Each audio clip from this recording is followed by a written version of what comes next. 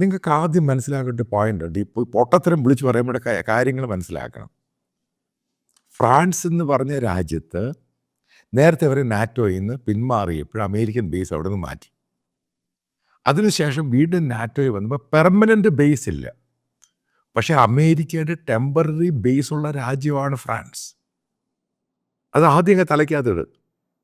അതായത് France മിലിറ്ററിക്ക് training കൊടുക്കുന്നത് ഇന്നും അമേരിക്കൻ മിലിറ്ററിയാണ്.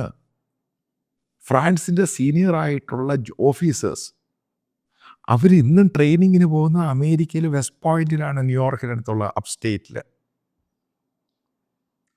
പിന്നെ രണ്ടാമത് കാര്യം മനസ്സിലാക്കുക, ഫ്രാൻസ് നാറ്റോ സഖ്യത്തിൽ തന്നെ ഏറ്റവും കൂടുതൽ സോൾജിയേഴ്സ് ഉള്ളത്, പട്ടാളക്കാരുള്ളത് അമേരിക്കയാണ് നമ്പർ 1 ഏറ്റവും കൂടുതൽ.